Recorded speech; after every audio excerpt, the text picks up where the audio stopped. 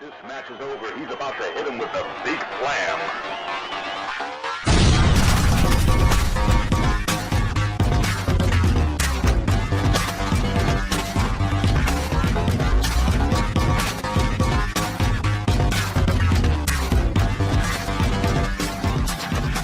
Again, thanks for your support, and we'll see you at the matches right here, OneWrestling.com.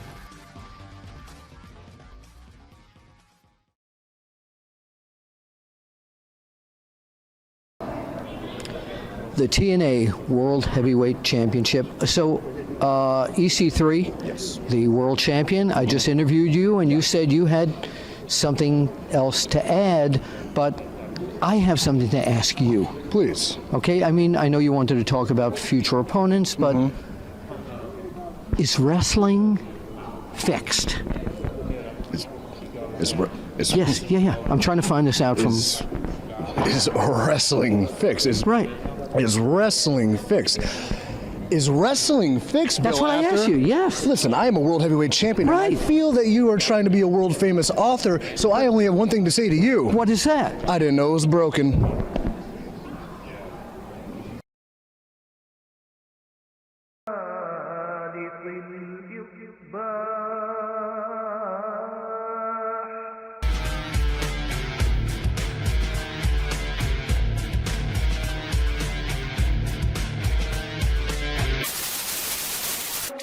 I'm sweating like a pig with this project heat, man.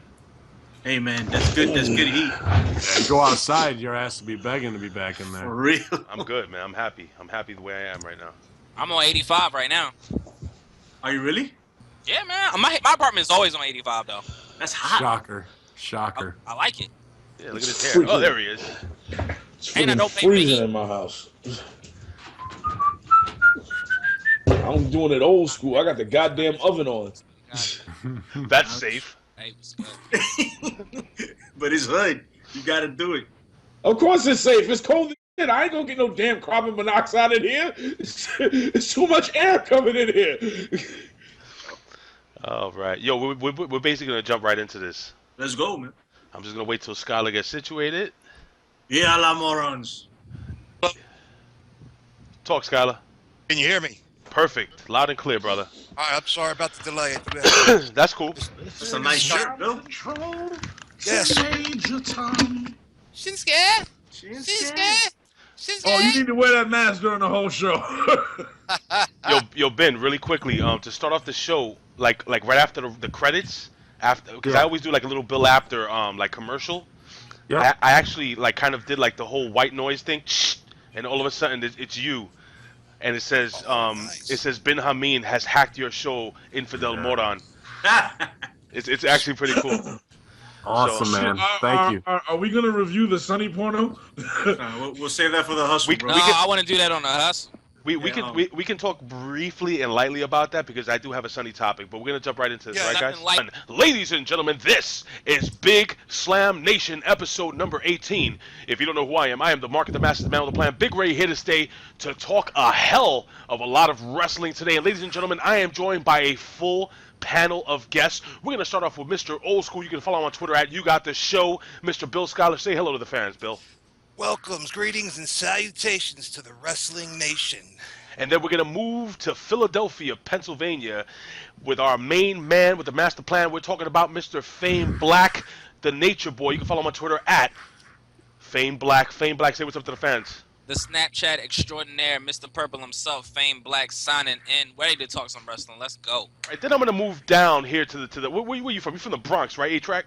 Yes, sir. All right, so we're going to go to the Boogie Down Bronx, ladies and gentlemen, the Bronx, New York. And you can follow him on Twitter at Pharaoh of Fancy. Say what's up to the fans, A-Track Brown.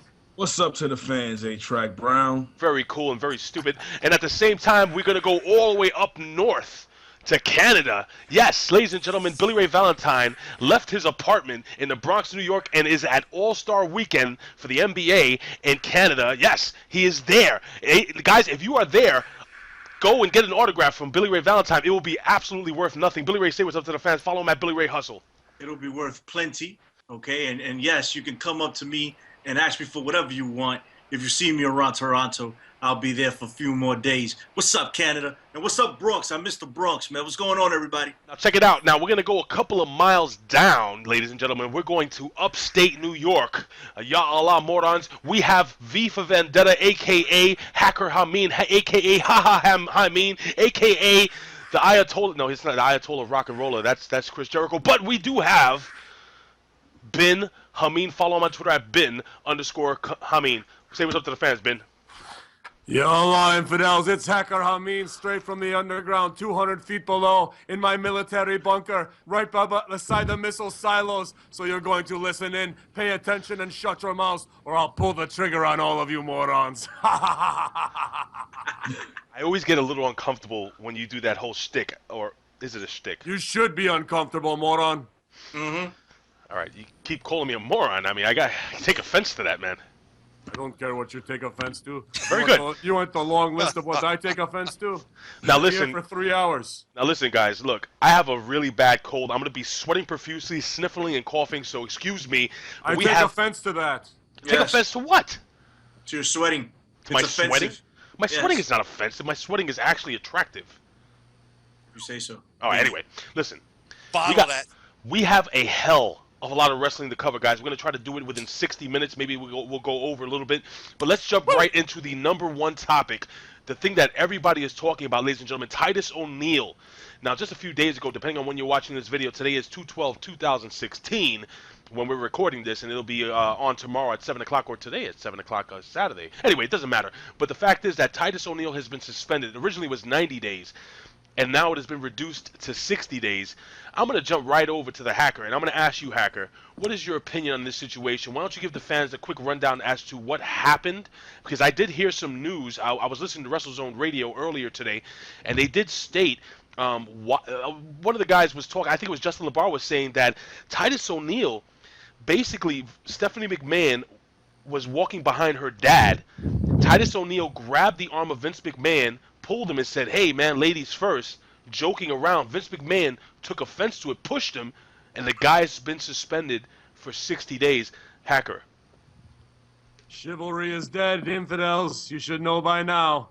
No, man, this is just crazy psychopathy, snap judgment, and on the wrong guy. You know, wrong move maybe at the wrong time, but it wasn't anything out of play here, especially off camera, and not like he was trying to go into business for himself. He thought it was all good and safe. It was a feel-good moment. What they've done here is belly blush themselves. They put a way too big of a slap on the wrist on this one. This is kicking your legs out from underneath you with all the momentum this guy's had of doing all the goodwill, falling right in line with their marketing plan of taking charity work and making it right at the forefront of what they're doing. And he's been Dad of the Year, for those who don't know. And really, just to treat a guy like this, or treat almost anybody like that, is ridiculous. And then they went back 30 days, making themselves look more foolish. And I heard there's a hefty fine backstage. Now, you know, most of the fines people know about are things like Batista Jericho when they got color, things like that, you know. But this is just some sociopathic tendency, narcissism run wild, man. And to make a example out of this guy, guess what? Your example made an exposure of what you really are back there, and now it's a climate of fear and loathing. Well, now, Mr. Hacker, I mean, speaking of color, I'm going to move over, with no pun intended, to A-Track Brown. It is Black History Month. Could the timing be absolutely worse? Unbelievable. For this to happen? Go ahead, buddy. Well, I don't consider this Black History Month. I consider it Black History Days. A month has 30 to 31 days. They gave us 28. So this is not a month. And I'm pretty sure that Vince's reaction when you saw it was exactly like this. "Get your damn paws off me, you damn dirty ape." Oh, wow. "You're suspended for 90 days. Yeah. You son of a... Yeah, well, it was you know, it was a dumb move on Titus's part. I guess he got ahead of himself. It was like, "Hey boy, know your place." And that place is ranked at the bottom of the card, which people need to understand. This is not about race or anything like that. You have people making it about race. It's not about race. It's about position and rank in the company. If Titus was a top draw, there's no way in hell that he would have gotten suspended. If anything, they just would have had him get squashed on TV or something like they would have did back in the day. You know, like they did to Mark Henry when he raised Daniel Bryan's hand during the championship ascension. The very next week, he gets squashed. So it's the suspension was too far. And I've said this before. That what I feel happened was when Vince saw the tape again, he saw his very own reaction to what Titus did. He didn't like that. He thought it made it look even worse than it already did in his mind, and he suspended him for it. All right, now I'm going to jump over to Bill Schuyler. Bill Schuyler, now if you were Vince McMahon, and you're an old school wrestling fan, and everybody's been talking about this lately. That was my original thought when I heard this situation. What I'm talking about is, would you actually turn this into a storyline down the road and give this man a push? Yeah, they could have done that, except for the fact that they let his power and position and status completely open in the WWE corporate to legal set. The litigation is quite easy right now for Mr. Titus O'Neal if he wants to go that way. Was the race card involved in this? I think it is. Okay. It's not a secret that allegedly people of color don't get the same treatment as white superstars in the WWE. Goes back a long time. It goes back just 2 months ago when he was talking about bones in the nose, and talking about the Samoans like that. Same thing, just terrible. You got another situation that happened in Ring of Honor I'm going to talk about later. All of a sudden, everybody wants to air their dirty laundry on social media, and I'm talking about the powers, the corporate people, the guys in power are going on social media and putting themselves out there, open themselves up for a hostile work environment. You name it. There's a ton of different litigations that can happen with this. But let TNA release a press release, and then everybody starts getting on their case. Yeah.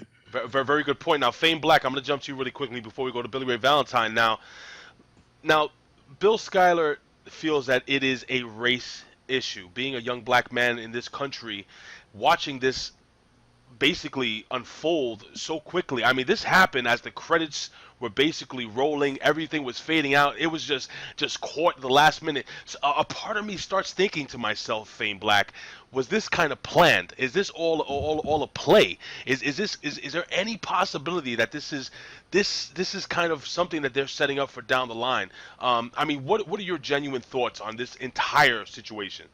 All right, let's get one thing perfectly clear. You don't put your hands on the boss, man. You're not that guy. You're not that guy. You can't be doing that. Like, son, like, you on TV. Like, there's a place and a time for everything. Like, it was caught on camera. Like, it was on TV or it was on the network. I'm not sure which was. Either way, some people saw it. That's not cool. Secondly, I mean, how cool are Vince and Titus backstage really? Like, how many, like, I could see that from R-Truth and he not get suspended. But I know that they spend time together. They work out together. That's cool. You know what I mean? But for the main part of it, I don't know, man. I don't think it's a work. I think Titus is just getting suspended. It's cool. It is what it is. We know that Vince is temperamental. We know that that's the guy that would fire someone over a sneeze. He's mad when he sneezes. Okay. He's a temperamental dude. Okay, but listen. Anything can happen. That's who you work for. You know that. All right, but then I'll jump over really quickly to Billy Ray Valentine to kind of wrap this up. Billy Ray Valentine, Vince McMahon, if you read Chris Jericho's book, Vince McMahon did have an issue, I don't know if you guys know, on a plane. I think it was a plane or a bus with Kofi Kingston. I think it was a plane.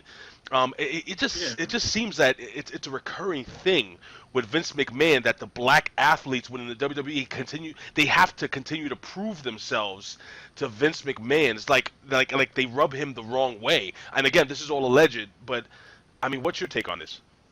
I remember that incident with Kofi Kingston. We spoke about that on The Hustle. Quite frankly, I don't think this has anything at all to do with race. At all. I think it's all about status. If The Rock did that to Vince McMahon on stage, you think he would have got suspended? Well, The Rock kind of did. I mean, he didn't do that physically, but he kind of just told Vince, you know, I'm gonna go off script. That's a hacker. You know, you're in the business, so that's kind of almost an equivalent. But go ahead, Billy Ray. Yeah, absolutely. That's a good point. You know, and he wouldn't have got suspended. Listen, quite frankly, I think Vince is reaching a point where we need to start thinking about him possibly stepping down. Okay, I didn't think this for a long time up until this incident. People said that he's out of touch, all this other stuff. This could have been handled so much differently than what it was. If you see Lana reacting in that video, Lana popped back. I think it's something Vince McMahon said. I don't think it's anything that Titus O'Neal said. I think she popped with something that Vince McMahon said when he got grabbed. I wonder what came out of his mouth when he got grabbed by Titus O'Neal. This could have been handled so much differently. Vince McMahon has some type of alpha male complex. And don't put your hands on me, boy. Like, don't do that. Don't put your hands on me. Get in the ring and kiss my ass. Don't put your hands on me, but Titus O'Neal would do some serious damage to that man. Absolutely. Okay? Serious damage. You need to look at who you are and what your physical stance is before you step to someone like that. I understand Vince McMahon is Vince McMahon and he has the grapefruits of the universe, but he needs to tone it down. You could have handled it so much differently. No reason why this guy should be suspended. And I think Batista said it right when he said, Titus O'Neal, you should go collect some paychecks elsewhere. All right. Does anyone want to add anything else to this? Yeah, I don't. Fame was talking about you don't touch the boss or whatever. A lot of people are saying that, and this has nothing to do with the fact that he touched his boss. That's not the issue. I really do. The issue is the fact that yes, he did it on camera, and you know it as far as it looking bad, like had Vince not reacted that way, I don't think anybody would have noticed. You know, nobody would have said, "Oh, look, Titus grabbed Vince," you know, or anything like that. It could have been handled differently. He could have gone about it a completely different way. He could have laughed. Stephanie would have moved up to the front, kept going, done. I mean, the thing was that when you look at the tape, Vince says something because Titus started laughing. Triple H had a big grin on his face, and Stephanie was giggling. So something was said to I think it was more of a nervous. I think it was more of a nervous giggle on Stephanie McMahon's part. Oh, it might have been. Like Billy Ray said, you know, Lana jumped back, and I'm telling you, Vince McMahon said, "Get your hands off me, you damn dirty." I'm telling you, Ben, you were itching to say something. I heard him. Go ahead, Ben, jump in. Well, you know, it's well known. It's well known when you turn 70, usually you change and, you know, you get softer. No, you double down on your worst traits. You become an old curmudgeon. So if you have those tendencies already, it was a knee-jerk reaction. It took place in 8 seconds. And it wasn't anything planned racism to get the guy down. But if you want to talk about what's really going on in an underlying theme during Black History Month, why are you having a guy singing a slave hymn while he's cleaning a table? So there's an underlying current of it going on. Yallah. Show don't tell part of things that speaks far louder than if Vince would have turned around and dropped an N-bomb on Titus. Still wouldn't have been as powerful as the visual of having your top black talent sing a slave hymn and put it over like it was nothing. So don't we can act like it ain't going. Comes to the gritty of it, it really is there, and it's undeniable. But I don't want to hear it on the other end because The Rock is the first black champ. And anybody sitting at home that says otherwise, you're a stupid mark. Look at his father. His father is the blackest of the black guys. And if you don't believe, fall back. Do not call him Mark. Do not call anyone here a Mark. If you think The Rock isn't black, you can eat a dirty diaper is what I'm telling you right now. Listen. After I eat the diaper, the Rock still will not be the first black champion. No, it's not. Go get a picture of his dad, and you tell me. I know what his dad looks like. He's not the first black champion. And you don't know what you're talking about. Here's the thing, Ben. The reason why there are people who say that The Rock is not black is because The Rock. Because they're self-loathing and they're small. No. Listen, straight up. You're from the hood. You understand. There's a certain way you have to carry yourself and represent. I'm not saying that The Rock is a complete sellout or anything like that, but he doesn't really represent black people to the Time out. I bet he'll hit the Quan stronger than you will. Time out. Oh, so you listen to rap that makes Time out. I'm gonna disagree with you, A-Track. I don't usually like really go at you like this, but I think that was, I don't want to use a strong term, but that wasn't cool. Because how do you say that The Rock is number one from what I hear, everyone that knows him, Bill Afton knows this guy since he was a kid. This guy's an upstanding man. He's an intelligent man. I'm not saying that. But what I'm saying is that what do you mean that he's not representing? I mean he's a positive role model for any race. I'm not saying he's not anything else. Him in the ring for black people. Let me clarify. When you look at, and maybe this is just on camera because I'm saying it from what I see. I see The Rock doing things in the Samoan community. I see The Rock going to Samoan schools. What about that black family that he basically paid for their mortgage? He basically put their kids through school. All right. Now, like I said, based off what I see. Now you're saying about the mortgage. I didn't know that. So now I know that. He's a humble guy, dude. I'm not saying that he's not. I'm not saying that he's a bad. I'm not saying you either. I'm not saying you in that respect either. But there's a massive part of this internet wrestling community that won't even acknowledge who his father is. I'm just trying to explain. And if you're one of those people watching, you need to learn your history and you change your mind. There are certain people who feel that way. I'm just trying to explain why. Because all we see when The Rock comes to representing black people is him popping up at an Image Award ceremony, and there's certain black people who feel that's not enough.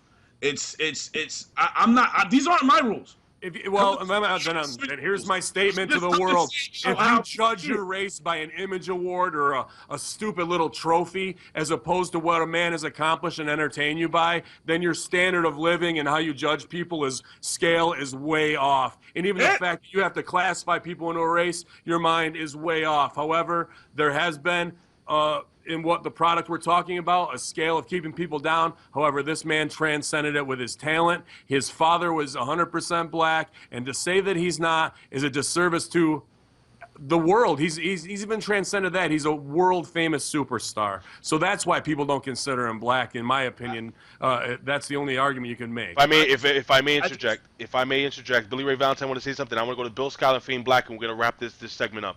All right, cool. Check it. So, all right, the fact that The Rock gave money to a black family does not make him black. Let's just put that out there. Absolutely. Yes. I didn't say that. I never said you did say that. Okay. It's just what I'm saying. It was out there, so I wanted to clarify. 2, all right, there are many people in the African-American community, whether we like it, don't like it, agree with it, disagree with it, that do not see The Rock as a black man. Now, we need to look at that and analyze why they don't see The Rock as a black man, okay? Is he a black man? Yes. His father is blacker than what he's Rocky Johnson, okay? Soul Man. Yeah, exactly. He's the blackest wrestler, I think, in the history of WWF. Yeah. So really, the argument could stop there, right? Yeah. So yeah, he's black, but there is a reason why people do not consider him black, and that's a discussion for a different show. We can get into it all we want on The Hustle. Why don't we do that? Why don't we set up a PW Hustle where we can get into a very in-depth, very non-PG example of or discussion regarding? I'm just saying that there's a philosophical thing with certain people. I swear to God, if Fame Black, if there is fried chicken in that bag, then you have destroyed every stereotype. Talking about stereotypes. What is in that bag? You know what's messed up about this is that I'm half black, half Mexican, so I have tacos and chicken. I thought you were Dominican. No, you don't ever listen. Fame Black is half Mexican. Fame Black can sell oranges and break dance. and more importantly, if I became a WWE champion, I would not be a black WWE champion. Not with that hair, bro. Except for the Fame Black part. That's it. And The Rock doesn't date black women either. I just want to throw that out. Skyler, why don't you just wrap this up for us, buddy, really quickly? I'm going to wrap it up because I'm not going to talk about The Rock. Look, as a 40-something-year-old black man myself, it's a discussion we're going to have on The Hustle. But The thing here, we're talking about Titus O'Neal, and I think the best thing that happened is his best pal, his man, Dave Batista, said it to him.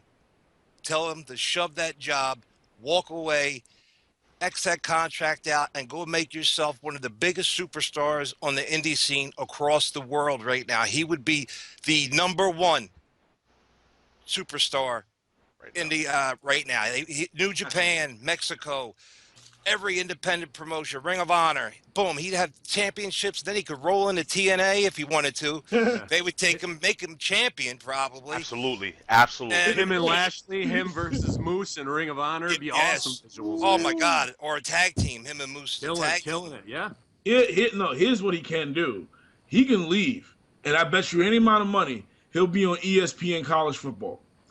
The man is a Q-dog, one of the most prominent black fraternities.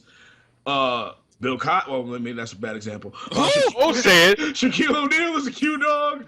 No, go ahead, do it. Do your Bill Cosby.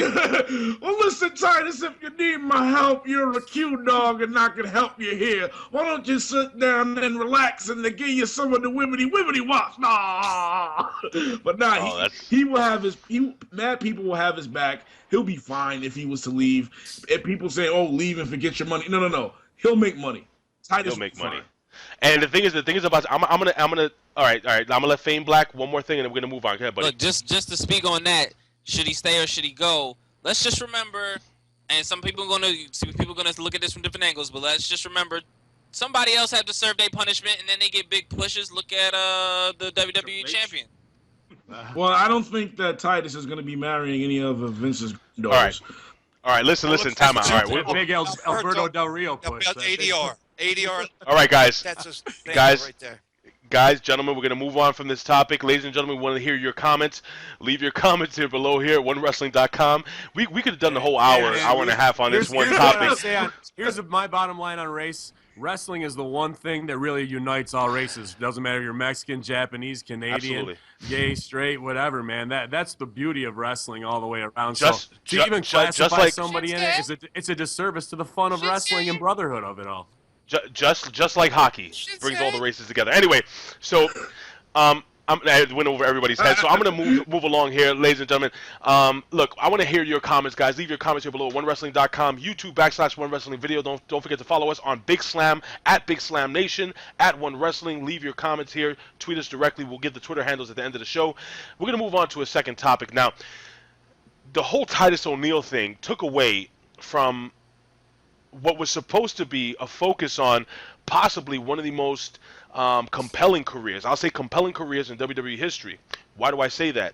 We have a guy like Daniel Bryan, 5'8", pale, white guy with a big beard, kind of a goat face, but one of the most unbelievable talents, charismatic, giving, from what I hear, very caring, very genuine, very real, professional wrestler, and he loved to call himself a professional wrestler, and this guy retired, and this all kind of took away. This is why I was so angry about why what we were just talking about kind of stole the spotlight away from Daniel Bryan. So what I want to do is I want to focus a little bit on Daniel Bryan, kind of say goodbye to Daniel Bryan. I want to kind of just talk about his career in the WWE, and the question is this. This is the question, and I actually did a poll, and I had like 40-something votes. It was just like for 24 hours, but 84% said yes. And what was the question? The question was, is Daniel Bryan a worthy WWE Hall of Famer? 84% of the voters said yes. Yes. Now, here's the deal. Daniel Bryan technically wrestled for 15 years. He only wrestled for the WWE in 5 years. Now, I'm gonna go to Billy Ray first with this. Billy Ray, this is my statement. The Ultimate Warrior was on top, what, 5 years maybe? Hulk Hogan. Really look at his run in the WWE when he was at the epicenter of his career. Couldn't have been more than 5 years, right, guys? 10 years, right? Yeah, 10? But his WCW work to reinvent himself as a heel from the greatest babyface of all time is worthy of that too. But I'm talking about within the WWE. There are a lot of guys that we think wrestled a lot longer. I'm going to use the Ultimate Warrior as a perfect example because the Ultimate Warrior was only there for a very short time, and he was probably one of the most over people in the WWE. He wasn't half the wrestler Daniel Bryan was. He didn't do half the community service Daniel Bryan did, from what I understand, what I know. Billy Ray Valentine. Is Daniel Bryan a WWE Hall of Famer? And give me a Daniel Bryan moment that kind of resonates with you. 100, he's a WWE Hall of Famer. There's no argument. We want to talk about whether or not The Rock is black. I think you can make a better argument about Daniel Bryan being in the Hall of Fame. That it's 100, he's a Hall of Famer. He's one of the only guys that I know that actually got the WWE to change they got the fans to change the WWE's mind about him. I hadn't really seen that before. And the Hall of Fame shouldn't be judged on how long you were in the sport. It should be judged on the impact that you had on the sport, no matter what period of time you spent performing. And Daniel Bryan, I think, had a massive impact on the sport. If the WWE decided to go with him as the temporary face of the company, they could have done that for a 2-3 year stretch while they got Roman Reigns ready. And Roman Reigns may have been in a better position with that than he is now, if they would have actually done that. Of course, 100% Daniel Bryan should be in the Hall of Fame. Daniel Bryan moment for me and the Professor Anthony Quintana caught a ROH show one time, not for Daniel Bryan, not for Bryan Danielson, the American Dragon, but Kenta, who is one of my favorite wrestlers, was coming to New York, and I thought it was the only time I would get to see him. It was Kenta and Marufuji versus Samoa Joe and Bryan Danielson, and it was an amazing match that I will remember always, and that's my favorite Daniel Bryan moment.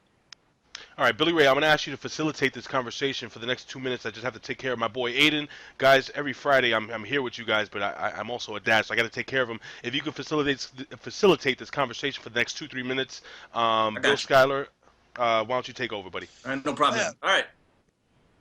Go ahead, Billy. All right, sir. Yeah, Daniel Bryan is the Hall of Fame in the WWE. You don't have to have wrestled in WWE at all. Mm-hmm. There's plenty of wrestlers who were from other promotions from back, that didn't. So that really is, they consider themselves the only wrestling product in the world, period. So when it's the WWE Hall of Fame, that includes anybody they decide that's a performer in the ring.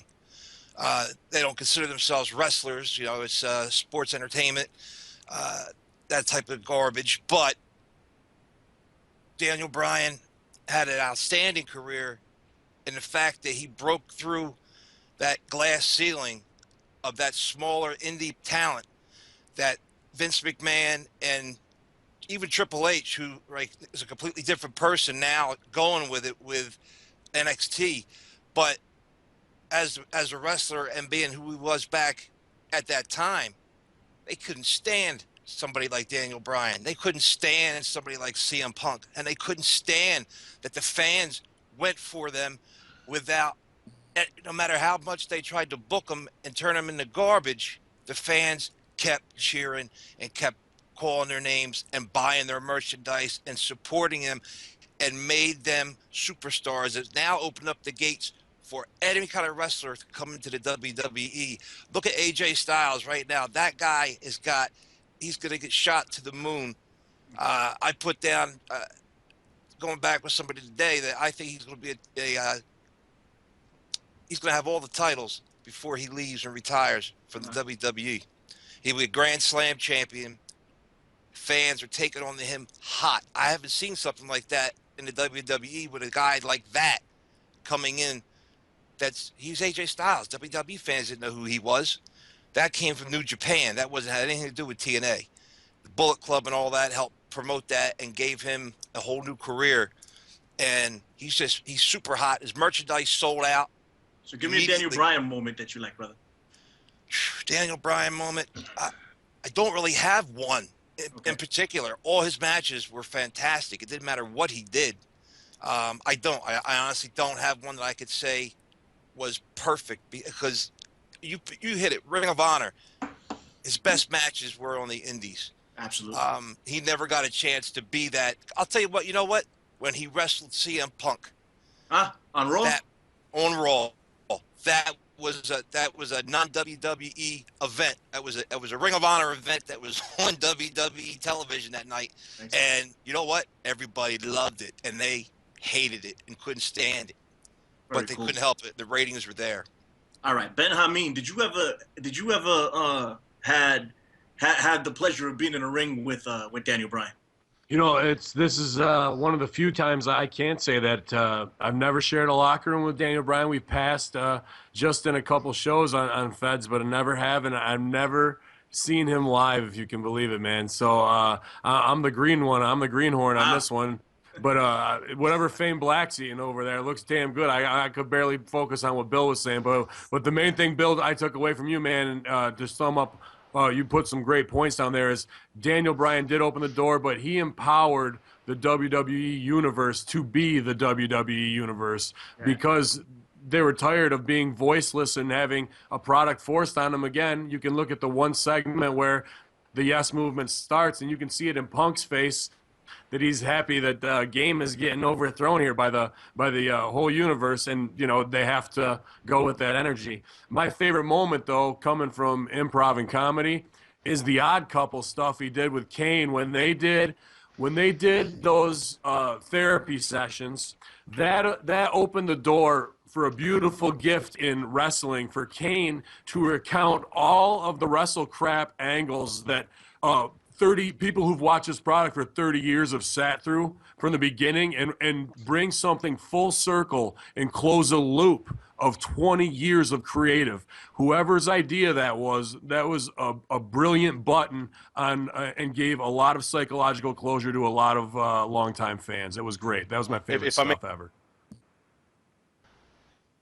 All right, cool. All right, cool. So listen, Daniel Bryan is one of the very few wrestlers who actually touched me personally. Not he didn't touch me. Whoa, he didn't touch me. whoa. I don't want to. No allegations here of sexual misconduct. Did he give you the wibbity Shut up. You know what I mean? What I mean is that there hasn't been a wrestler that I've had an emotional connection with.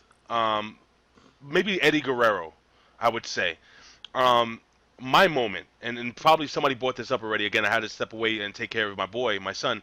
But was that moment when he won the WWE Championship at WrestleMania, and he stopped everything. The confetti's falling. He's holding the belt up, and he stopped.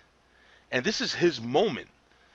And he rolls out of the ring, and he goes and he hugs that child, Connor. I don't know. For me, being the father of a son, being the father of a little boy, I can only imagine. Being that kid's dad and just seeing that kid light up. Anyway, for me, I don't mean I'm getting a little emotional about it, but anyway, it's just get a little misty. Shut up. It's just being a father, man, and just seeing that little boy go through what he did, and just seeing how much joy Daniel Bryan brought to his life. In his last moments, seeing him, pin Triple H in the middle of the ring with all the wrestlers around him. I think Daniel Bryan was a very big facilitator of that, and the fact that I mentioned this on the WZ Daily, getting choked up, where Daniel Bryan even took. You know what a really cool moment for me of Daniel Bryan? It's not a wrestling moment, really. It's more his last moment in the ring, more or less, where he was giving his speech, and instead of him really focusing on himself, again, he's talking about Wigs for Kids, and he put over that little organization, and that's amazing. I really hope that WWE does right by Daniel Bryan.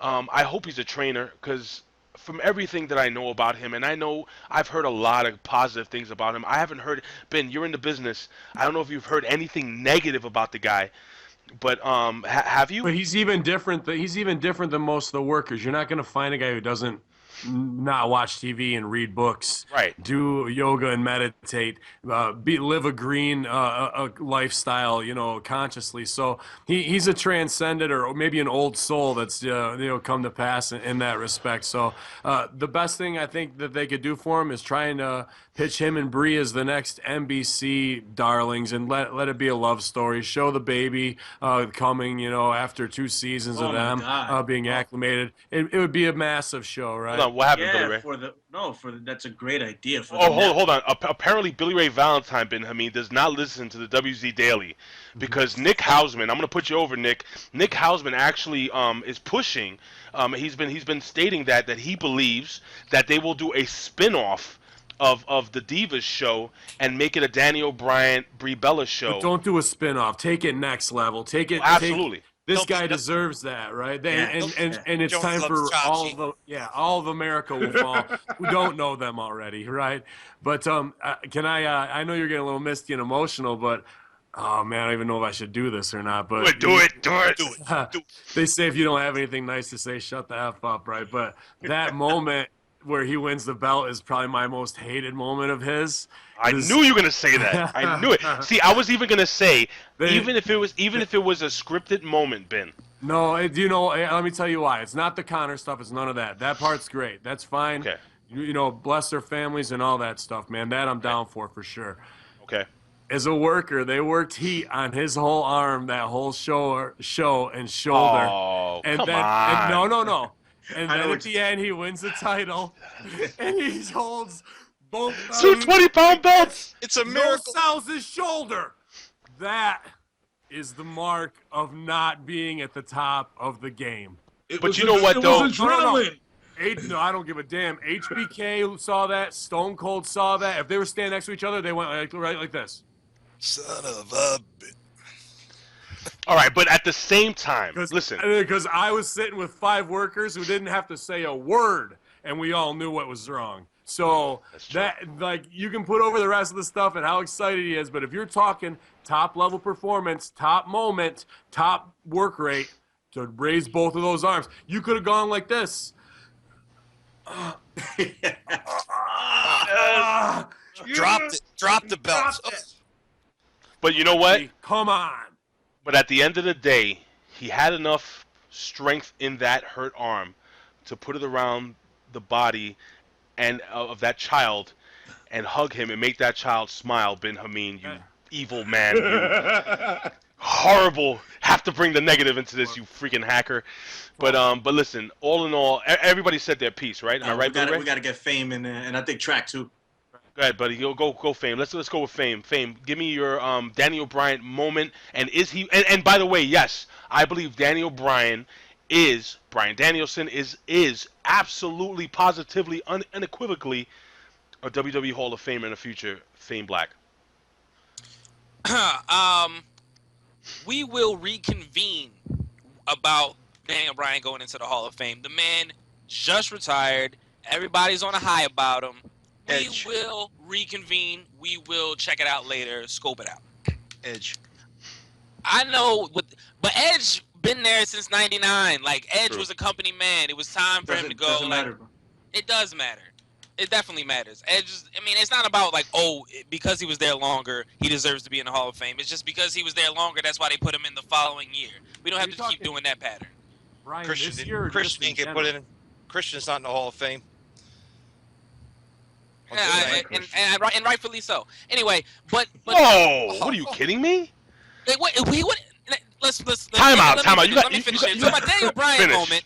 My Daniel Bryan moment was when it was him and Kane, and I think it was somebody worthless like Ryback, but I mean, obviously it wasn't important. When they finally beat the Shield, it's the big guy. When they finally beat the Shield on SmackDown, which I thought was a weird place to waste it. It was the Shield's first loss, and they made Seth Rollins tap out, and that was like a big deal for me because I was a big Shield advocate. And it's like a lowbrow moment. My second thing about Daniel Bryan is he brought my attention to AJ, who I fell in love with and stole away from CM Punk several nights. So that's just part of it. I have Daniel Bryan to thank for that. Nice.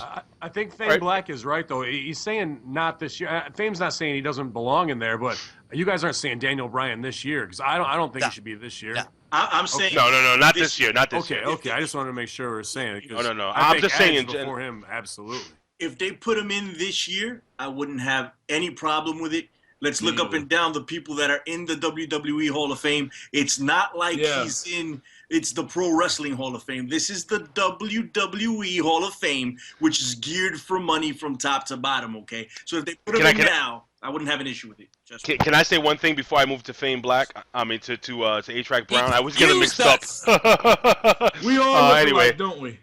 Oh, no. Happy Black History Month, Fame. No, Fame Black has longer hair. Everybody knows that. Fame But Black listen, is Mexican. all jokes He's aside. not black, clearly.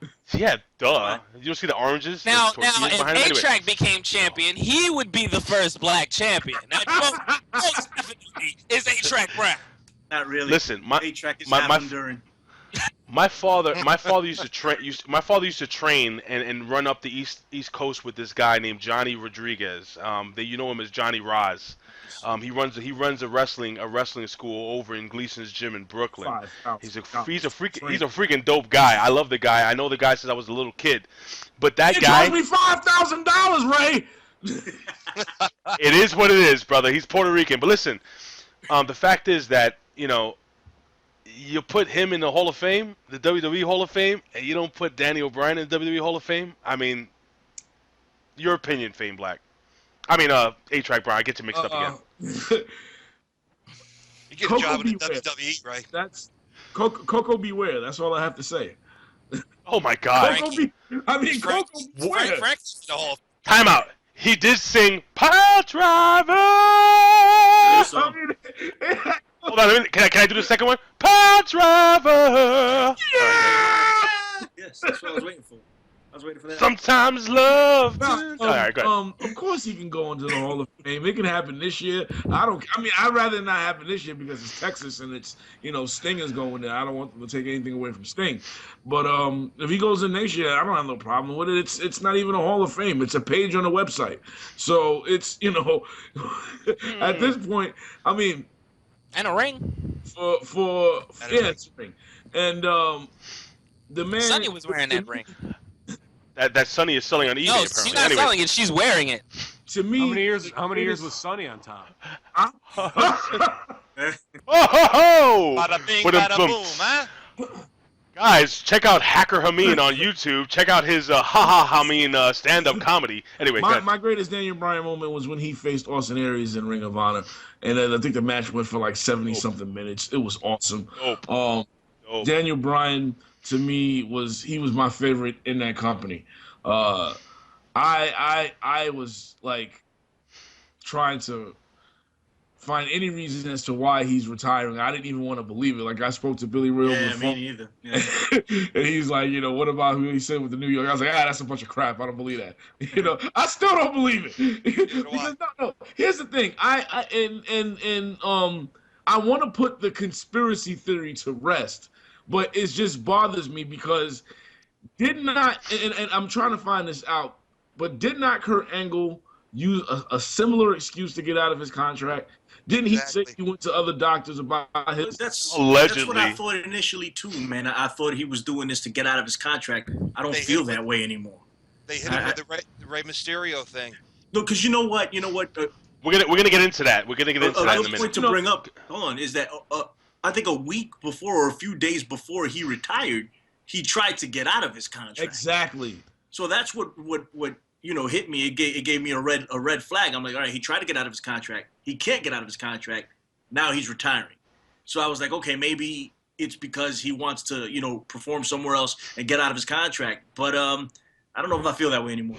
Well, here's the thing. I was trying to figure out, did he go to that New York doctor before he tried to get out of his contract or after? If he went to that doctor, okay, if he went before and he tried to get out of his contract and they wouldn't, so then as far as I'm concerned, the theory's back on.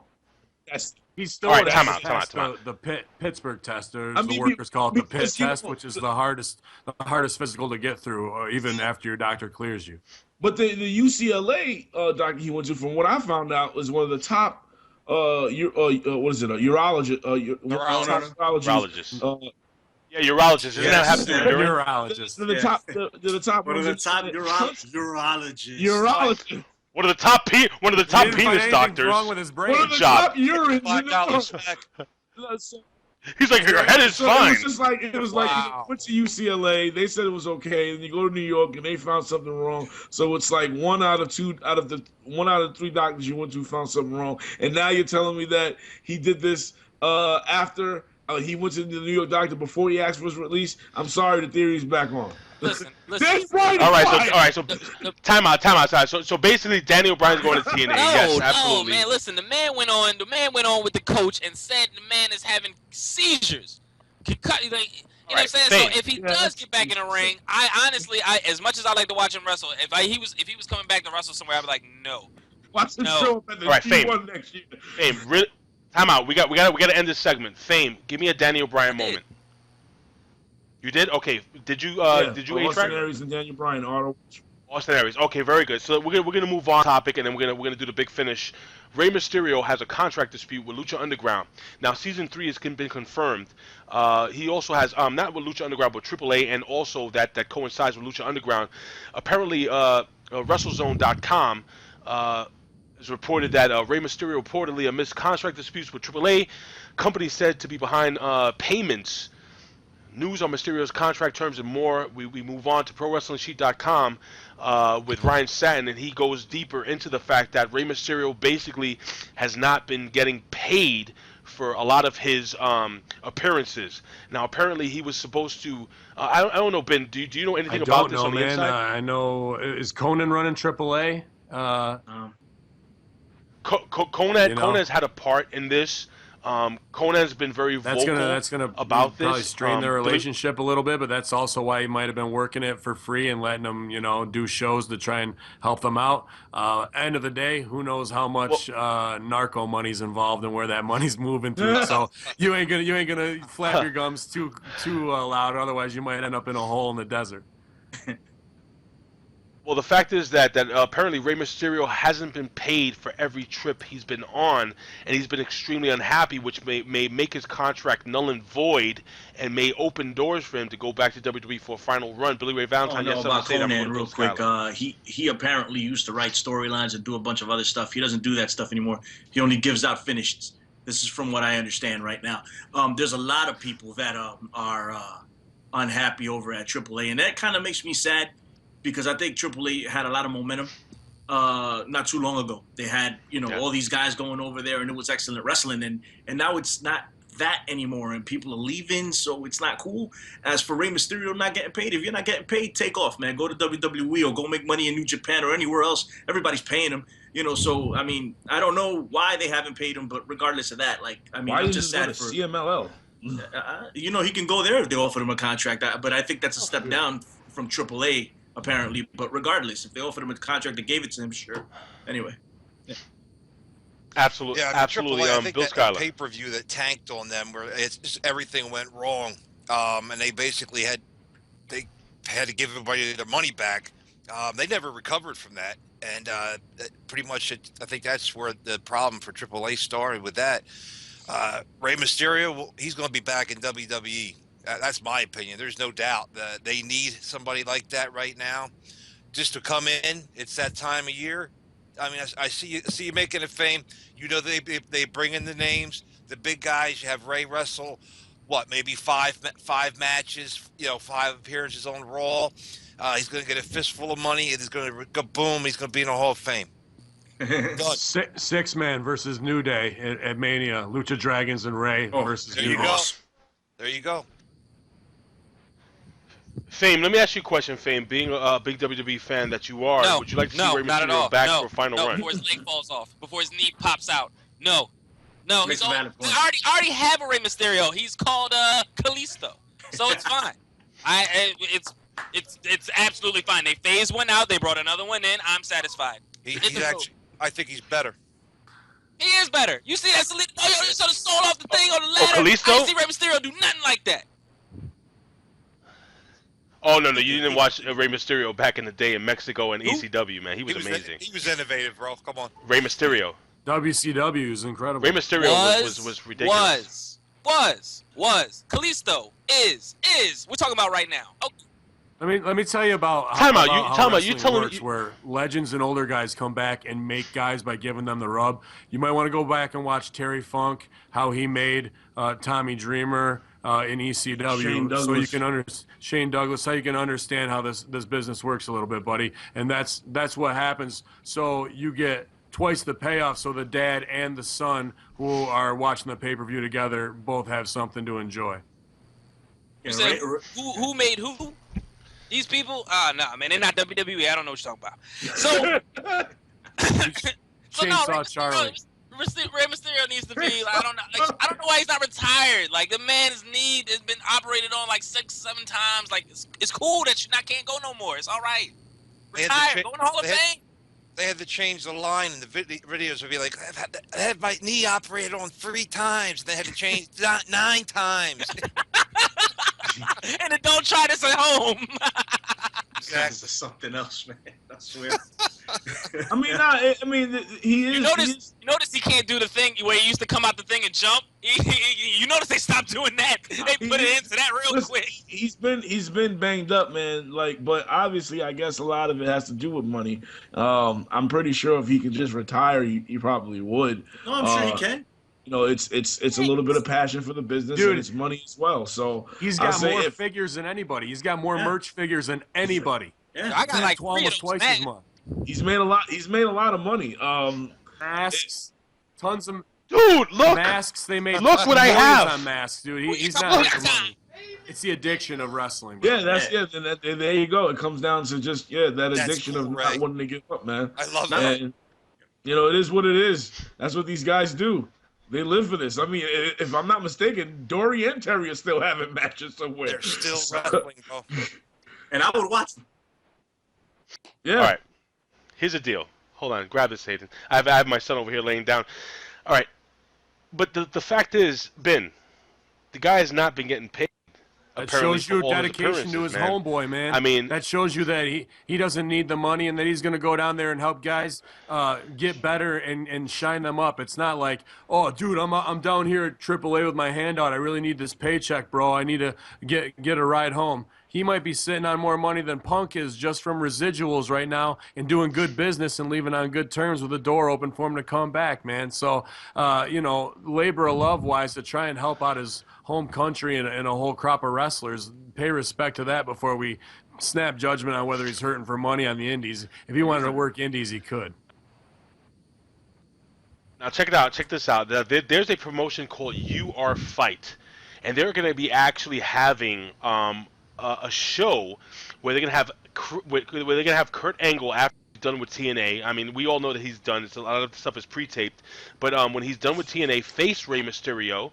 Apparently, Dan Severn is supposed to fight Ken Shamrock in an MMA fight. Michael Bisping, Chael Sonnen are also going to be fighting, and apparently Roy Jones Jr. is going to be fighting a fan. A-Track Brown? I guess you can get your tickets March 20th. Hold on.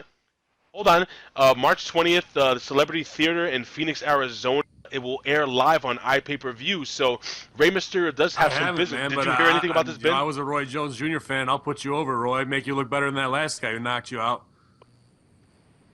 Damn. Oh, ouch. So the thing is that Rey Mysterio is getting paid. It's Roy Jones Jr. He's got all the money in the world. He's getting knocked out every week. Didn't he? I mean, he just keeps fighting guys and getting knocked out. Addicted to the shine, brother. Absolutely. Let me tell you something. You know what it is, man. Ben. I mean, guys. I mean, who else here has been like in a boxing ring? Inside a ring, yeah. Fame. Like actually fought. All right. So you guys. All right. Is it just me? But when you're getting hit, not that it feels good because it hurts. But when you get hit and you hit back, and it's kind of like that addictive adrenaline rush of feeling that. Yeah, you're crazy. I don't know. Maybe I'm just crazy. My exact words. Those are for psychos who go through stuff like that. Out of your mind. When I get hit, I hate it. No, you know what it is? Jennifer thinks I'm crazy because I was approached by Peter Gavin, Al Gavin's son. He was my trainer when I was a kid. And I suffered pain. I need all. No, what I'm saying is that I wanted to go back and spar with the young kids. And I just miss getting hit. I don't know if that makes any sense. Does that make any sense? Am I crazy? I'm gonna go back and beat up small kids. $5 face slaps at the merch tables. I go back. Oh my God, that's it. The hell out of kids. Am I crazy? You know what? Ben Hamin, I'm gonna do that. I'm gonna travel upstate to New York. I'm gonna give you about $100 and just continuously slap me in the face. It's $5 each, right? How many slaps is that? You got to go on YouTube, and I'm gonna put you on. You got to see him where he's the first female fan. You're not going to believe this, infidels. I found the one woman, the one American infidel woman who's got more balls than all of you out there. The one woman who's asked me, what are you asking me for? I want a $5 face slap. One more time. $5 face slap. That's right. Here we go, morons. Here, tape this. YOLO. There, take your one. I'll put that's your tip. Oh, that's my tip in there. You're getting a tip, She too. wants the tip, but she stayed for the shaft. That's the problem. YOLO, here you are. You ready, infidels? Ben Hamin, equal opportunity lender, women's rights, feminism. Allahu Akbar. Oh, let me give you one. That was pathetic. Oh, there we go. That's what we're talking about. $5 face slaps, buy two, get one free. Ben Hamin, WrestleZone Daily. You heard it here first. YOLO. It gets the $5. Oh my God, it was beautiful. He hit her once. You know what? That wasn't good enough. Let me do it again. Are you sure you didn't knock your son out? He's sleeping. You want to hear something funny?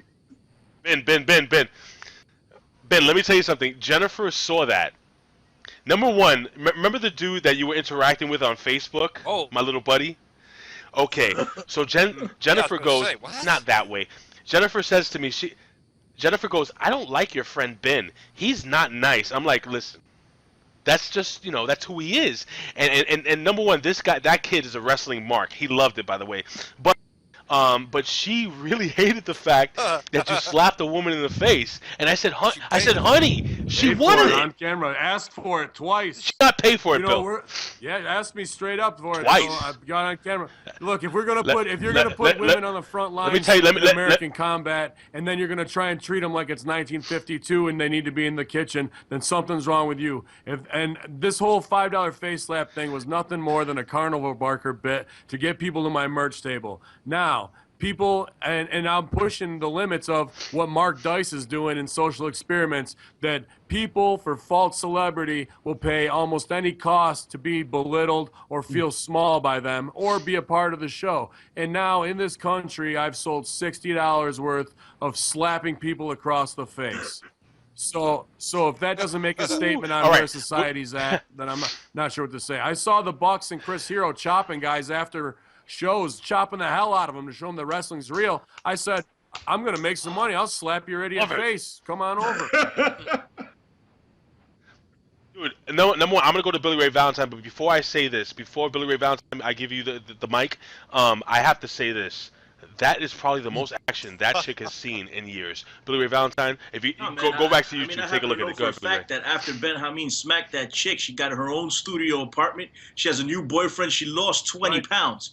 Ran 5K. She ran home 5 miles. That's what happens. That's what happens. Okay, so if you're at an independent show, you see Ben Hamin, pay him. It works. Okay, Bill Schuyler, you'll have a full head of hair tomorrow. Tomorrow. Fame Black, you'll stop masturbating 5 times a day. Get the job finally. Whoa, stop.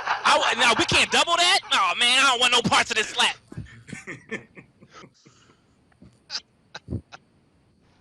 Okay, we're going way off cuff here. By the way, this is I gotta be honest with you. This is one of the craziest shows we've done in a long, long time, and I'm very happy to have Ben Hamin on. Ben, by the way, ladies and gentlemen, Ben has a whole bunch of things on his plate. He's not going to be here on a regular basis, but I wanted to, before we jump into the big finish, I wanted to thank you personally, Ben, for coming on with us, and whenever you can, dude, you're more than welcome, man. We appreciate you, buddy. IWC guys, do dirty diaper eating marks. You're my favorite out there, and all the pro wrestling tees sport and all the Twitter support, I appreciate it, man. It's really been blowing up. I got followed by CT Fletcher this week on Twitter, man. That was a big thing for me this week. So shout out CT and anybody out there training with him as well. So Oh, man, why you don't know don't you put CT him over? Fletcher. Who's CT Fletcher? After you look up the female $5 face slap, he's the Superman of Compton, 57-year-old, no supplement, no gas, power lifter, just the motivator, and he's an old school guy. If you want some not safe for work swearing at you to get you pumped up, to get off your ass and lift some weights and curl and make your biceps grow, Daddy, you got to look up CT Fletcher, subscribe to Rip Rogers, and your ass will be up 7 in the morning trying to compete with these 60, 70-year-old men who are out in the gym doing it real big. I saw Big Billy shoot at Rip, too, man. We got to get him on here, too. I'm going to try and wear him down, too, for you guys. Absolutely. Sounds like a plan. All right, so ladies and gentlemen, we are jumping into our final segment. This is the Big Finish.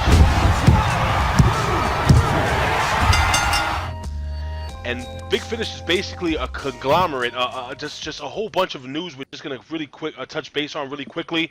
AJ Styles lost his first match at SmackDown to Chris Jericho. In my opinion, I think that's a good way of booking him. Pin Amin, we're gonna go around. Really quickly, your opinion on AJ Styles losing his first match, possibly going on to Fastlane. Yeah, it's great. If this is what we want, is real wrestling out of these guys. Jericho's going to give them the right match.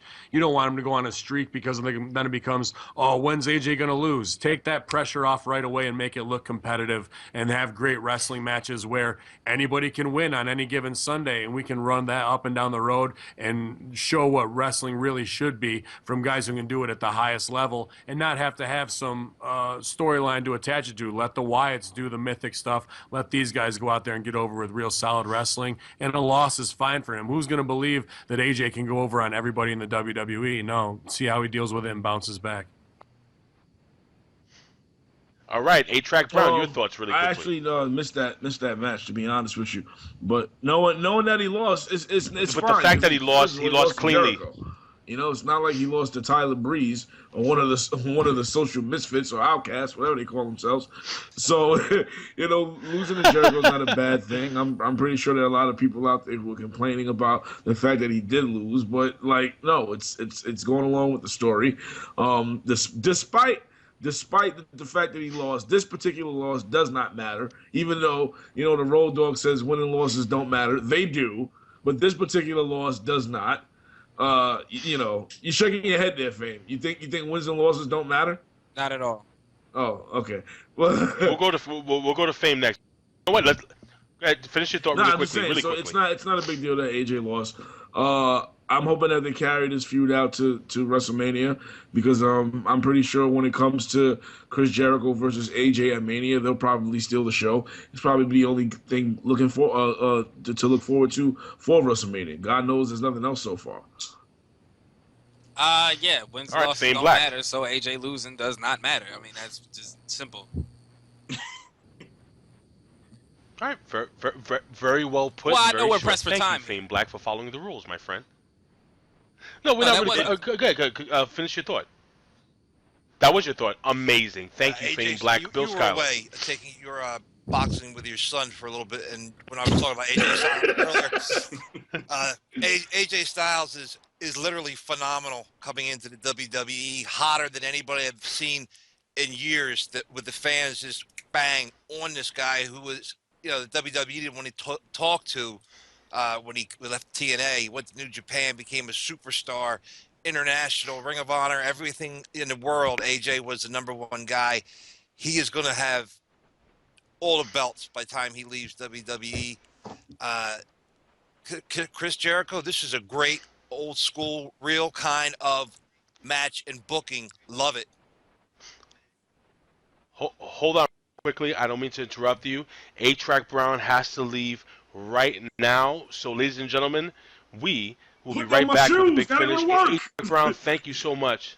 He's putting on his shoes. He's going to work, and we're going to be finishing the show in the next 5 minutes. After these messages, we'll be right back. Okay, ladies and gentlemen, we are back. Apparently, A-Track Brown had to go to work. You know, he does do the pimping thing on the weekends, so it is the weekend here in New York City, and we're gonna jump into our next topic. Again, we're here.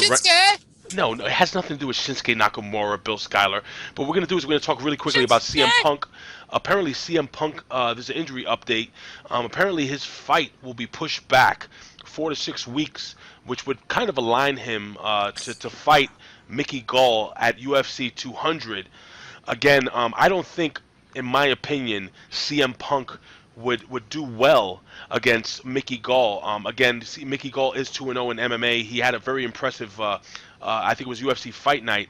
But right then and there, CM Punk, he's getting close to 40. He has back issues. I know the guy's been training really hard. Bin Hamin, I want to hear your opinion on the fact that, CM Punk is injured yet again, pushing back his fight at UFC again. Again, not a big fan of CM Punk personally. I was a fan of him in the ring, but I'm not a fan of what's happening here in the UFC. What's your opinion?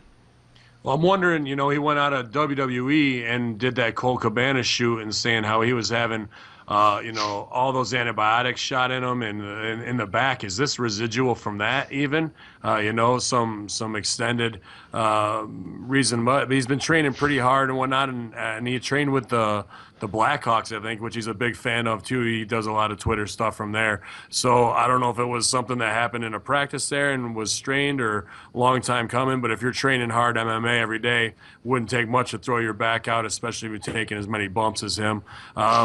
Well, the weird part for me with the UFC is, why would they have him come in at the end of the Mickey Gall fight to hype that if they knew maybe he was going to have back surgery in less than 3 days? Another weird business move that way. What was the finish on the Mickey Gall fight? I missed it. I just saw them doing the handshake and face off at the end. I actually didn't watch the Mickey Gall fight. No, it didn't go over. But I actually saw his first one, how he went over. I don't know how he did in the second. I heard it was very impressive in the 2 fights that he had, his 2 professional fights.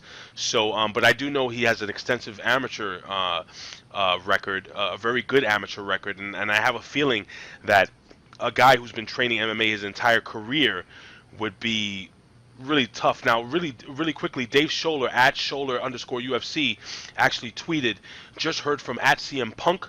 Everything went well, and he's in great spirits. Make no mistake. He's out to prove a lot of people wrong. Stay tuned." Billy Ray Valentine, do you think that CM Punk will be able to prove anyone wrong in the octagon? No, he's not going to prove me wrong. Listen, with CM Punk, man, ultimately, he got hurt. And he has to take care of that. And I think it's a good thing for him because I think he was going to get destroyed in this fight. I think anybody they put against him was going to really whoop him. But this kid was going to really do it to him. And I was looking forward to watching it. I really wanted to see it. And I was going to pay my money to watch it. So I'm kind of bummed that it's not going to happen. But who knows? Maybe later on he will show up. I think he'll have a fight in the UFC if that's what he means by proving people wrong, that he will actually fight. I think it'll happen. Will he win is a totally different story.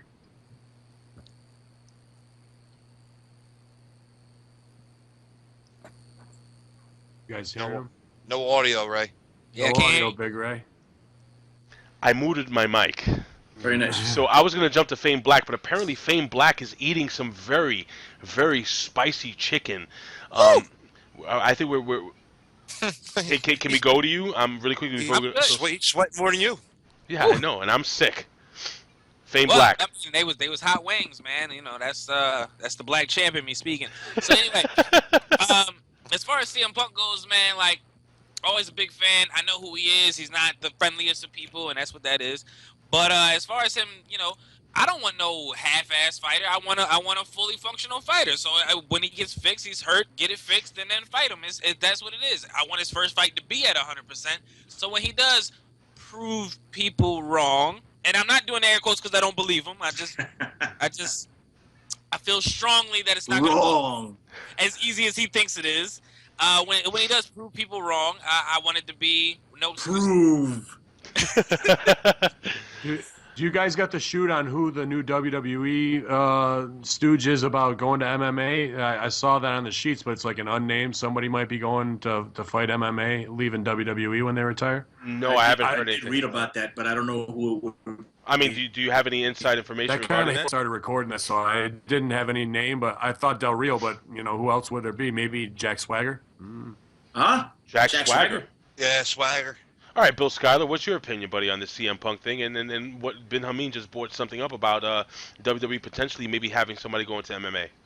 Yeah, CM Punk, I think CM Punk appearing at the UFC 200, it sounds a lot better than where he was going. It's a 200th episode or whatever it is. He's not that guy, in my opinion, to be a fighter. He's not a fighter. He's not a true athlete. And I say that in the fact that he's not Kurt Angle. Kurt Angle, who is though? Nobody. The greatest wrestler of all time. If anybody was going to go in UFC, it would be Kurt Angle in his prime. Absolutely. And his injuries back then, they wouldn't do it. And the money was there and everything like that. And he's a machine. He go in there right now and probably take down half the roster, legit. CM Punk is not that guy. He's hurt. He's not a shoot fighter. He could say I'd love to see some tape of him where he was shoot fighting somewhere in his career. You talking about CM Punk? Yeah, CM Punk. He did. He punched the fan behind him in a live event. Oh, the kid with the glasses? Yeah, that kid, that dead geek. Yeah. Anyway, 1-0. He's 1-0. 1-0. Shoot fighting. He looked past the bigger guy and then hit the little guy. That's funny. Oh, so Ray and him have something in common. They like to punch little boys. Beat up kids, yeah. Talking about. My son is sleeping very. Better than he ever has. After that knockout. Is he You better be sleeping in there. Let me explain something to you guys. We don't joke about parents hitting children because I can get into big trouble. But anyway, let's move on. Bill Schuyler? Absolutely. CM Punk, get healed up. I agree with Fane Black. If you're going to do it, I want to see you at 100% with no excuses for anything that happens in that fight, win, lose, or draw. All right, very cool. Most guys usually aren't 100% when they're fighting UFC. Almost everybody fights hurt, man. That's the thing. Nope, we think they're 100%, but they rarely are. But this is his first fight. Like I imagine the first fight that you do for the UFC, you come in at 100. Absolutely. Everything from there, I feel might move. Might be like 90, 80, whatever. But the first fight, you should get 100. His first training guy beat him up. It's gonna happen, dude. It's gonna happen. That's why they call it shoot fight. Right, absolutely. Listen, all in all, here's the deal. CM Punk has legit been training under Gracie Jiu-Jitsu for quite some time. The Gracies are stating that CM Punk is picking everything up at an accelerated pace. I don't know how valid that is. Again, they could just be selling the product. But look, all in all, CM Punk has made a great career in professional wrestling. The IWC made CM Punk, and that is why CM Punk is in the UFC, as is my opinion. But listen, it is what it is. Wish him the best of luck. He's married to a gorgeous woman, AJ Lee, or what is she now, AJ Punk? Beautiful New Jersey. I think she's technically AJ Black. Oh, stop it, you. You might want to look into that. Pig. But the truth of the matter is that I do think that CM Punk's going to have one hell of a time in the octagon. All right, let's move on. Again, this is the big finish. We have TNA officially on their website releasing Awesome Kong. I'm going to read a quote from TNA.com or ImpactWrestling.com. We've conducted an investigation in determining and determined releasing Awesome Kong is an appropriate action in this case, said TNA Executive Vice President of Relations and Television, John Gabrick. Kong has been a great contributor to TNA and helped solidify the Knockouts as the best female division in professional wrestling. We thank her and wish her well. Again, guys, it's a situation where an amazing professional wrestler in Awesome Kong has been yet again given a release by TNA. She was released by WWE. At that time, I believe she was pregnant, if I'm correct. Dirty diaper to the face. Dirty diaper, hashtag dirty diaper to the face. Ben Hamin knows exactly what I'm talking about. Billy Ray Valentine, any thoughts on Awesome Kong and her next moves? I mean, how do you expect her to react when Matt Hardy's kid throws a dirty diaper in her face? How do you expect her to react? She's going to spaz out. Allegedly. Maxwell is uncontrollable. Listen, I would have marked out for a moment like that, but I feel very bad that Awesome Kong is no longer in TNA. I love Awesome Kong. I really, really do. I think she's amazing. Every time I got to see her live one time, and I didn't even know she was going to be on the card. And when she came out, I lost it.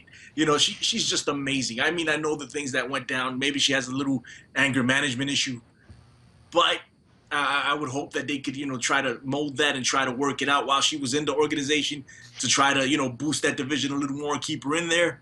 I wish her the best. I hope our ROH picks her up. Or she could go back to Japan and wreck it like she did before. Whoa, you're forgetting about the obvious solution here. My baby Karma going up against people like Jax, like Asuka, like Bailey. Oh, man, I can't wait. This is going to be amazing. Are you kidding me? I'm so glad that she got released from TNA to come to WWE. So go home, Karma. My opinion on that was a perfect way for her to get out of her contract. TNA. She's got something possibly brewing. WWE is definitely a possibility. She would be a huge name. The way that they've changed the women's division, and I say the women's division, not the Divas division in the WWE. Somebody like her coming in will be tremendous. As she came into NXT, just briefly, just to skirt across the water and say take the NXT title, bang, go, and then do the main event, Raw, that whole thing. They could really push it, because when they were building her up as Karma before, that was a great angle that they were doing, and unfortunately she had to ruin it by having sex. Yeah, she got pregnant. How dare she want to have a family and a life outside of the ring? Yeah, what's her problem?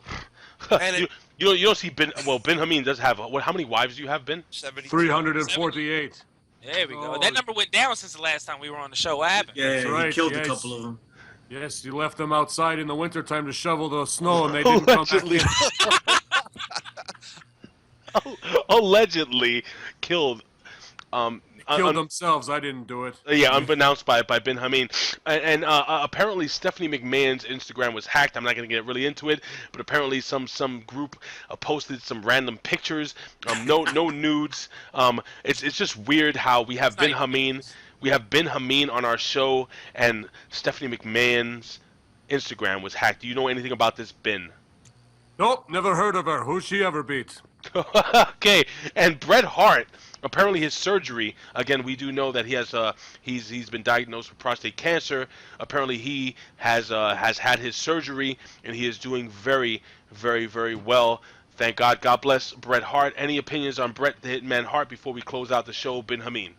Oh, yeah, I'm a Hitman guy through and through, so all power to Hitman, and I hope they got everything, and this is the last he has to think about it or hear about it, and he can become an advocate so more guys who are, as they get older, can get checked and they don't feel bad about it, get it early, and make sure their quality of life is extended. Just wanted to go back to the Kong thing real quick. One thing I hate to agree with Fame Black, but I think, NXT may be the best shot for her. I don't know if this is a work bill for her to get out. That seems like, a pretty steep thing to do to get out of your contract, Gotta do what But you gotta do. the other part of that is I would have liked to seen her in Ring of Honor. However, with the incident they just had this weekend with some unwanted assault charges in house that way, to bring in somebody who's going out of a company on that somebody else's business may have actually hurt her chances of coming in, because now if they're to bring her in, what's that going to say about a kind of double standard policy? I'm not sure. So NXT may be her most viable option at this time if she was thinking of going someplace else. Fame Black, do you want to retort? No, it's not really a retort. He just agreed with me. I don't know why he didn't want to. I say the smartest things on the show. But either way, Karma can definitely come as long as she doesn't grab Vince McMahon. Yeah, exactly. No grabbing. Very, very good point. Now, really quickly, Billy Ray Valentine, do you have any thoughts on Awesome Kong before we move on to Bill Schuyler, who has a little breaking news about Ring of Honor? I already gave my thoughts on Awesome Kong, but I will talk about Bret the Hitman Hart and cancer. Bret Hitman Hart, sorry. Yeah, I hope he beats cancer. Let's also talk about the Solid Monster, who also has cancer, and God bless him. And, it's just an epidemic here in the United States. They say that at one point, 1 of every 2 people will have cancer. And I mean, come on, something's got to give. Okay, because in reality, what's causing this? People aren't looking, they're looking at, let's let's go look for a cure. Let's go find a cure. And that's all well and good. But how about we start looking at what's causing this? This cell phone radiation, all this other stuff, microwaves, the GMOs in the food. And of course, I'm talking, I sound like I'm going off on something else, but this is Bret the Hitman Hart.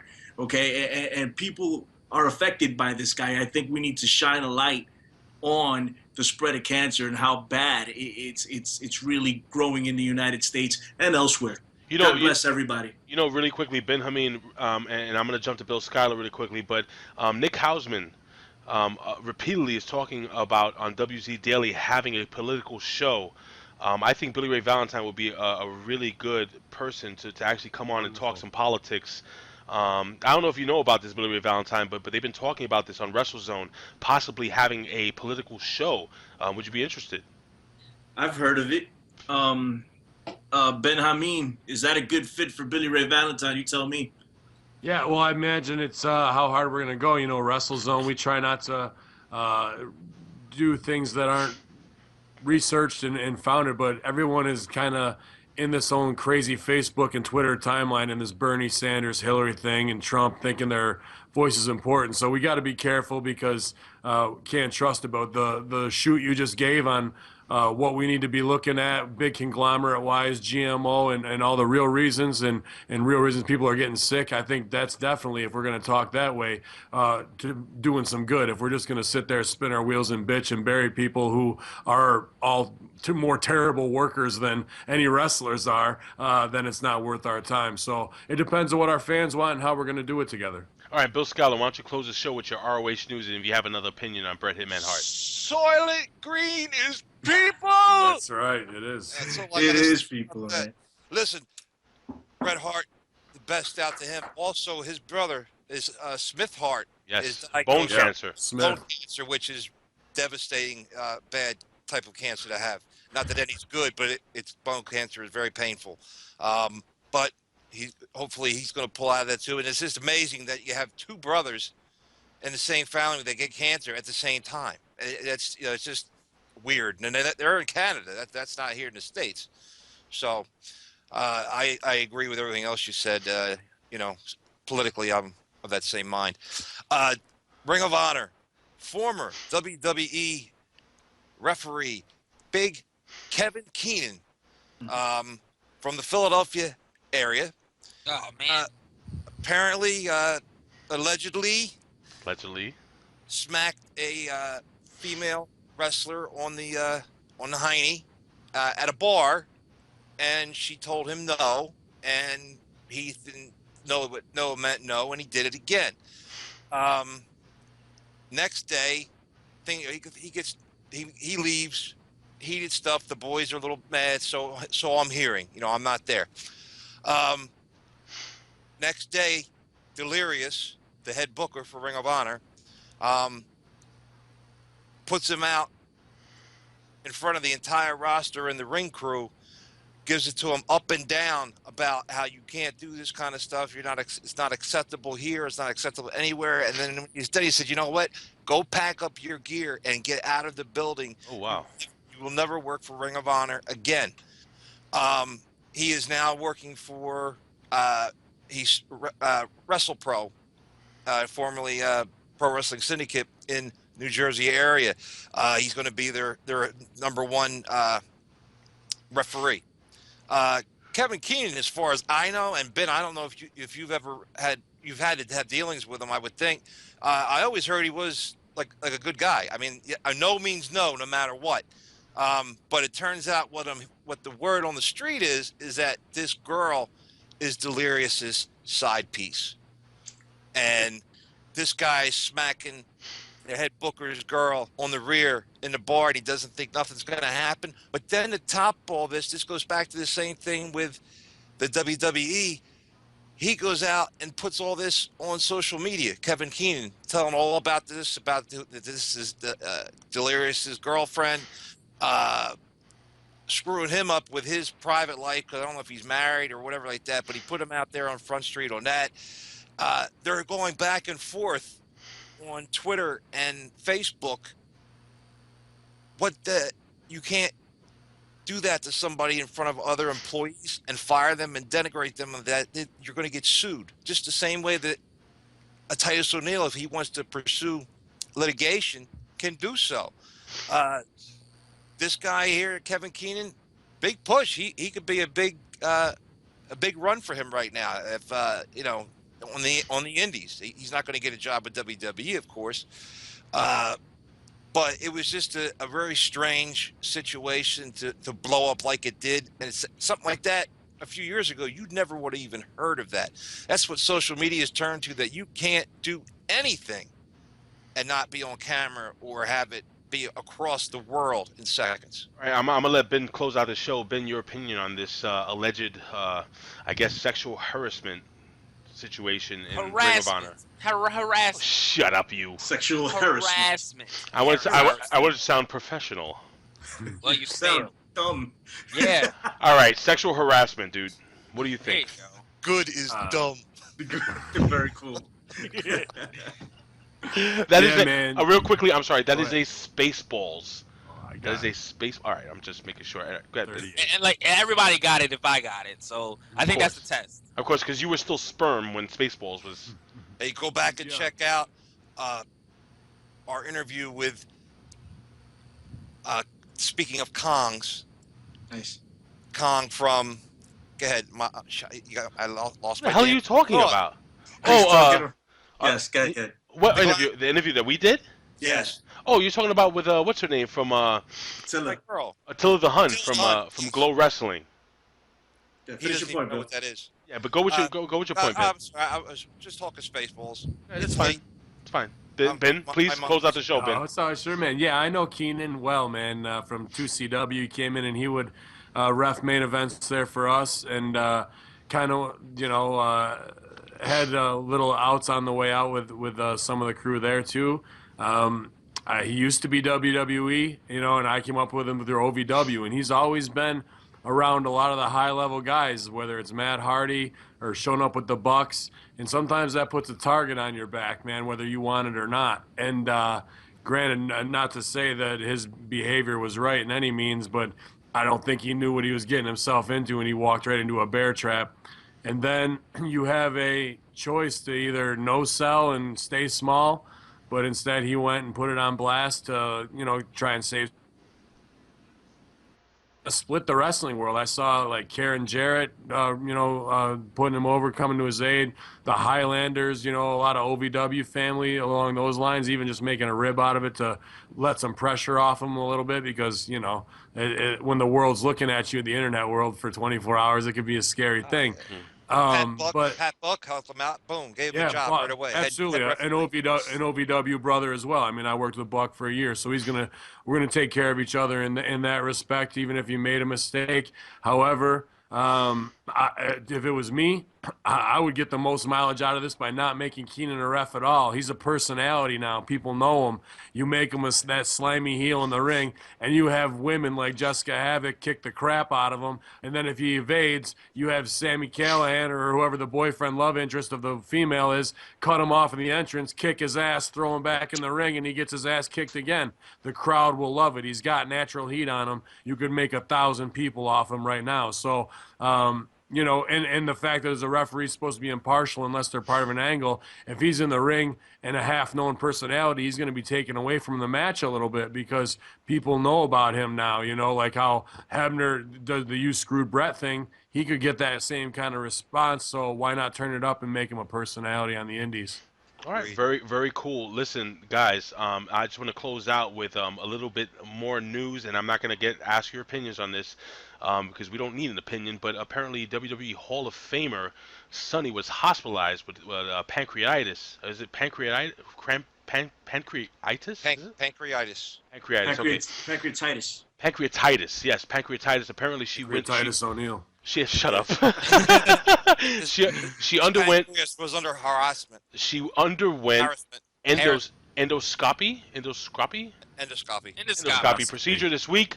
Long story short, she went to a urologist. She's stop it. She is in Lee Valley Hospital in Pennsylvania. So we want to wish I know her. what it is. We want to, of course you do, because you were there with her. Apparently you gave it to her, but apparently. I gave it to her, not the pancreatitis. Shut up. God. We will be doing a full review on her adult film. I'm just kidding. She could be Fame's mom. No, that is happening. Just not here. All right. Somewhere else. A hell of a lot of news. A hell of a lot of news today, ladies and gentlemen.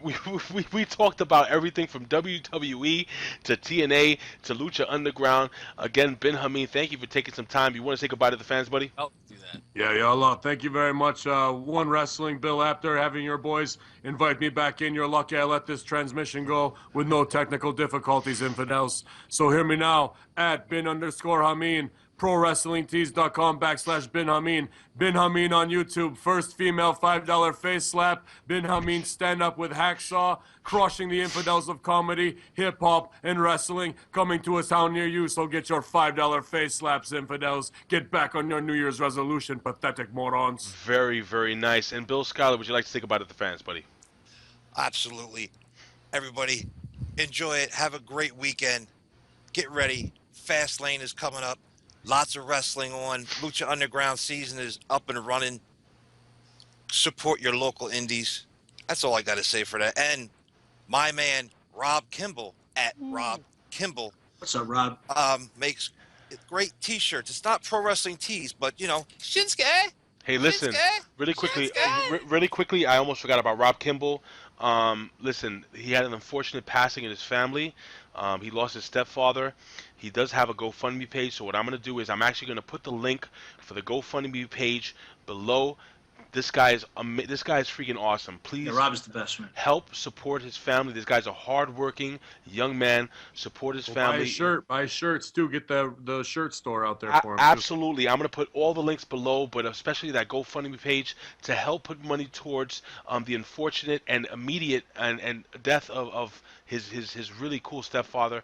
Again, this guy came into Rob Kimball's life and treated him like a son. He was his son. So please, guys. Please. I don't mean to beg, but donate, man, if you can. All right, guys. Fame Black, if you have anything to say goodbye to the fans, buddy. To turn it from that somber note, tune in Valentine's Day to One Wrestling or the YouTube channel for the Sunday Segway TV. Absolutely. Oh man, I'm so excited. We're going to be covering New Beginnings in Osaka. It's going to be awesome. Plus, we got I want to say, but I'm not going to say. You have to tune in on Sunday. It's something crazy coming. Awesome, crazy. Better than the promo blast from last week. I'm telling you. Sunday Segway TV. Me, Kenny Killer, Tom Brady. It's the one. All right, absolutely, and it actually is a really good. The show actually came off to a really good start, and it's picking up the audience every single. It's already the second week. You guys are doing very well, so we're looking to help build this audience for the Sunday Segway all the way from the UK, along with again Fame Black here from the United States. One of the best shows on OneWrestling.com. Billy Ray Valentine, say goodbye to the fans, buddy. Hey man, I'm just happy to be here this week. You know, I wasn't expecting it, and I got a chance to sneak off, and here I am coming to you from Canada. You know, it's very cool. I love all you guys, and thanks for watching. Hey Ben, I got a question, man. Can you bless me real quick? I want to start doing this every time I'm introduced. Yes, hear me now. All of you infidels at One Wrestling have been blessed by the one true Saladin, Ayatollah Talayi bin Hamin, and now you will go in peace and have the weekend of Valentine's with your lovers and be stronger than you ever were before. Yallah. Yallah. Ladies and gentlemen, I say this every single video. I would do this for a living, but if I can, I would do it anyway. Why? Because I love talking wrestling. Ladies and gentlemen, you can follow us here at OneWrestling.com, YouTube, /One Wrestling Video. Follow me on Twitter at Big Ray Show. Follow Bill Schuyler at You Got the Show, Fame Black at Fame Black, Billy Ray Valentine at Billy Ray Hustle, 8-Track Brown, follow him at Pharaoh of Fancy, OK Fabe, who couldn't be with us today, follow him at OK Fabe, and of course the Professor Quintana, who's also over in Canada. He's with Canada. Isn't he somewhere around you over there, Billy Ray Valentine? Yeah, I saw him a couple of times, beat the trash out of him. He likes to get his ass beat just like you do. He loves absolutely, my friend. And he sorry to interrupt you. Yes, he also asked me to say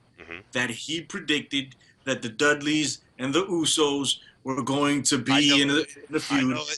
There you have it. He predicted it, and he wants the credit, so you get all the credit, buddy. There you go. We got Fame Black Snapchat extraordinaire showing his whole gimmick there. Listen, ladies and gentlemen, wow, 14,688 followers.